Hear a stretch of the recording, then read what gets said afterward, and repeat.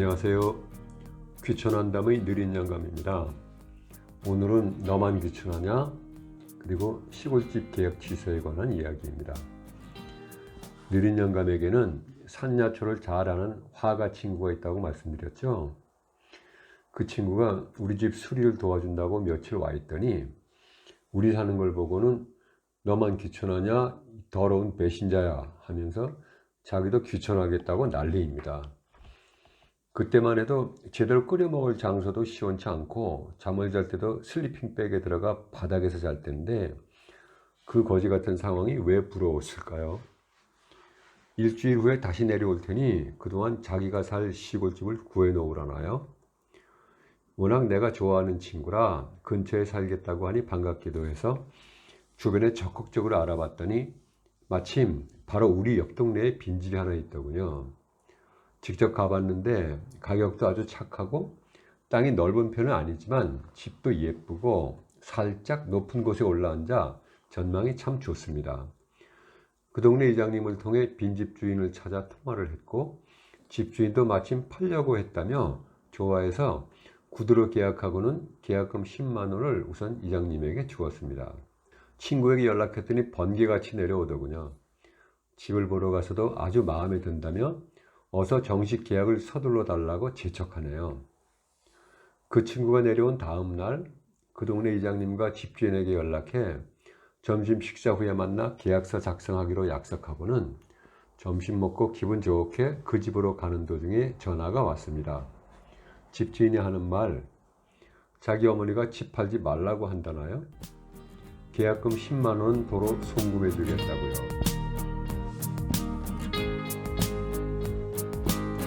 기가 막히긴 했지만 어쩌겠습니까?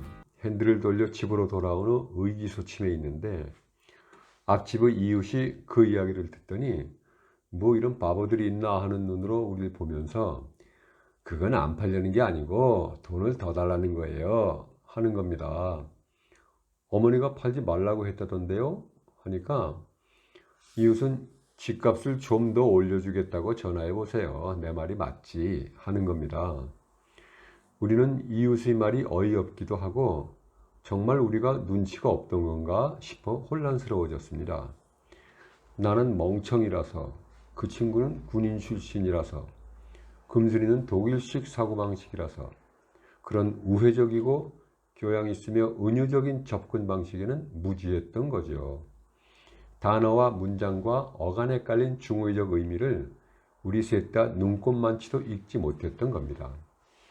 이웃의 말을 듣고 보니 우리가 너무 맥없이 한마디에 물러선 것 같은 생각도 들었습니다. 다시 전화해서 어머니 섭섭하지 않게 좀 올려드려야겠네요. 얼마 드리면 될까요? 하고 전화를 하면 실마리가 풀릴지도 모르겠습니다. 그러나 우리는 이미 셋 다 모두 삐져 있었기 때문에 그럴 마음이 전혀 안 들더군요. 생각만 해도 피곤합니다. 그 친구가 실망해서 올라가려는 걸 억지로 잡아 만류하고 그 동네에 다른 빈집은 없는지 물어보려고 친구와 함께 옆 동네 이장님을 다시 찾아갔죠. 이장님은 우리 이야기를 자세히 듣더니 친구가 화가라고 하니까 급 호감을 보이더군요. 다른 사람이라면 모르지만 화가 선생님이라니까 하며 운을 뗀 이장님은 자기가 동네 앞쪽에 조금 큰 터로 집을 늘려갈 계획인데 지금 살고 있는 이 집을 사겠느냐는 겁니다. 이장님의 집은 계약 취소된 집하고는 비교도 안 될 만큼 깨끗하고 추가 수리를 전혀 하지 않아도 될 만큼 깔끔한 집이었습니다. 그 집 계약 취소할 때 나도 끼어 있었으니 미안하기도 하고 해서 특별히 싸게 드리겠습니다 하며 부른 가격도 마음에 드는 가격이었습니다. 수리비가 필요 없는 집이니 그 정도 가격이면 안성맞춤입니다.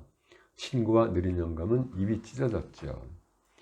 이장님은 한 달 안에 이사갈 집이 완공되니까 이 집은 언제라도 이사 오면 된다고 하더군요. 하지만 계약 문제 때문에 한 번 실망했던 우리는 이장님에게 정식으로 계약금을 드릴 테니 계약서를 쓰자고 했습니다.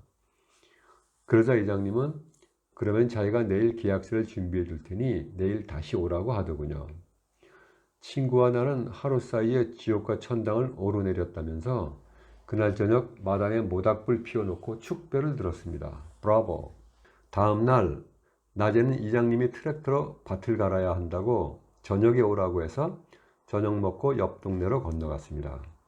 이장님 집에 도착하니 우리가 가기 전에 이장님은 이미 계약서를 준비해서 내용까지 모두 작성해 놓았더군요. 준비성도 좋지. 이장은 아무나 하나. 가격도 약속했던 그대로 이사 오는 날도 한 달 후로 정확했습니다. 깔끔합니다. 마음에 드십니까? 이장님이 웃으며 묻네요. 고맙습니다. 집도 싸게 주시고. 친구가 만족해하며 계약금을 건네자 이장님은 계약금을 계약서 옆에 나란히 놓고는 입을 뗍니다. 그런데 말씀이죠. 갑자기 뭉게뭉게 피어오르는 불길한 법. 이장님의 이어지는 말씀. 이사 오시면 화가 선생님이라고 해서 동네 규칙을 어기시거나 개인 행동을 해서는 안 됩니다. 그냥 물론이죠. 나야 그림만 그릴 거니까요. 그리고 동네 회의에는 꼭 참석하시고 동네 공동작업에도 빠지시면 안 됩니다. 예? 공동작업이요? 농사라는 게 혼자서는 못 지으니까 동네에서 서로 품앗이처럼 일해야 합니다.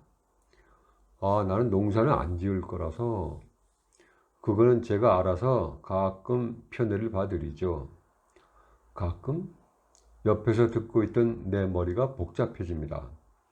이장님은 펜을 들더니 계약서의 참고사항에 뭔가를 쭉 씁니다. 참고사항에 추가로 쓴 글을 추리자면 이렇습니다.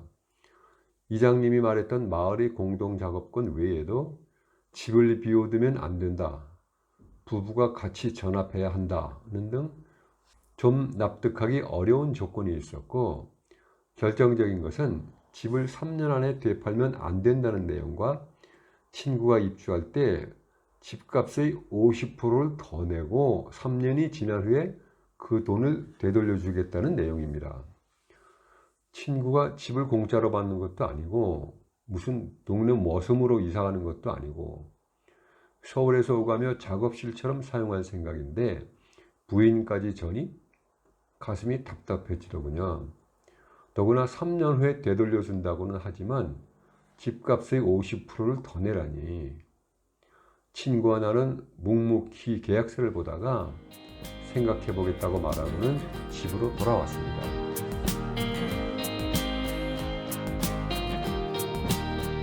결국 친구는 그 집을 포기하고 서울로 올라갔습니다.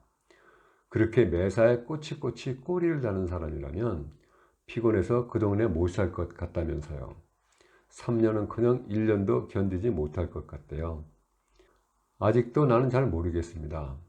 앞서 이웃이 우리에게 귀띔해 준 것처럼 이장님이 마음이 변해서 돈을 더 올려받고 싶어져서 그런 건지 화가라고 하니까 돈을 더 불러도 살 것이라고 생각한 건지 아니면 그런 터무니없는 내용을 제시해서 농사에 도움이 되지 않을 것 같은 친구가 이사 오지 않기를 바란 것인지 어떻게 생각하십니까?